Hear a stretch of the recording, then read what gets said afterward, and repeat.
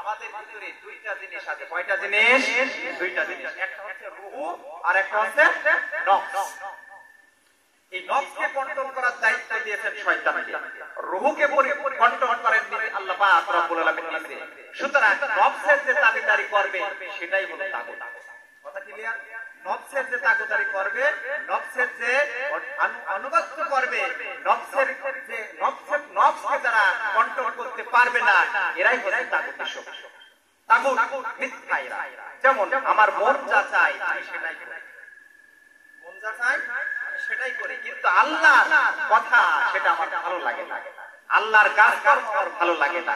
আল্লাহর কাজকর্ম থেকে পৃথক থেকে যারা নিজের ইচ্ছা মতো চলাফেরা করবে তারাই শয়তানের অনুসরণ করলো, তারাই শয়তানকে মেনে নিল, তারাই শয়তান, তারাই হলো এই তাগুতকে তারা মেনে নিল।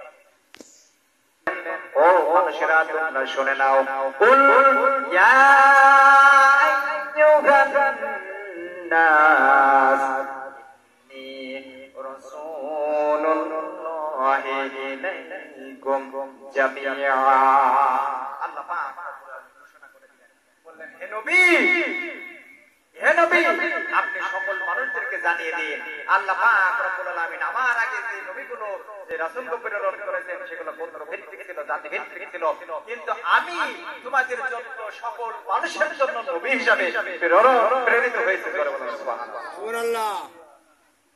তাহলে গোত্র ভিত্তিক নবী ছিল, জাতি ভিত্তিক নবী ছিল, কিন্তু আমার নবী কোনো গোত্র ভিত্তিক না, আমার নবী কোনো জাতি ভিত্তিক না, আমার নবী বিশ্ব নবী মুহাম্মদ রাসূলুল্লাহ সাল্লাল্লাহু আলাইহি ওয়াসাল্লাম সকল মানুষের জন্য নবী হিসেবে প্রেরিত হয়েছে। আল্লাহু আকবার। ভাইরা নবী সাল্লাল্লাহু আলাইহি ওয়াসাল্লাম মানুষদের কাছে কেমন ছিল? আল্লাহর নবী সাল্লাল্লাহু আলাইহি ওয়াসাল্লাম সকল মানুষদের জন্য তিনি একজন ভালোবাসার পাত্র ছিলেন, তিনি একজন ভালোবাসার নবী ছিলেন, তিনি একজন ভালোবাসার মানুষ ছিল, তিনি একজন আদর্শ মানব হিসাবে দুনিয়াতে প্রেরিত হয়েছেন। ভাইরা আমার, বিশ্ব নবী মুহাম্মদ রাসূলুল্লাহ সাল্লাল্লাহু আলাইহি সাল্লামের দিকে যদি আমরা লক্ষ্য করে হাদিসের ভিতরে আসেন, কিসের ভিতরে আসেন? আমার দিকে লক্ষ্য করুন। কিসের ভিতরে আসেন? হাদিসের ভিতরে আসেন। দেখো আমরা যদি যত নবী প্রেরিত হয়েছে, যত নবী আসে তার ভিতরে সবচেয়ে বেশি সুন্দর নবী ছিলেন, তার নাম কি জানেন? ইউসুফ আলাইহিস সালাম। তার নাম কি ছিল? ইউসুফ আলাইহিস সালাম। মা আয়েশা সিদ্দিকা রাদিয়াল্লাহু তাআলা আনহা বসে আছেন রাসূলের কাছে, রাসূল বসে আছে, মা আয়েশা সিদ্দিকা রাদিয়াল্লাহু তাআলা আনহা বসে আছে।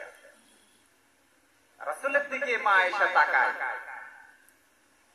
আর মুখটা রাসূল সাল্লাল্লাহু আলাইহি সাল্লাম যখন মা আয়েশা তরবারি চালায়, কাফের বেঈমানেরা যখন তরবারি চালায়, ওই মুহূর্তে তরবারির ভিতরে যে আল্লাহু আকবার ধ্বনি দিয়ে তারা বলেছিল আমরা কোরআনের জন্য জীবন দিতে এসেছি, আমরা রাসূলের জন্য জীবন দিতে এসেছি, আমরা আল্লাহর জন্য জীবন দিতে এসেছি।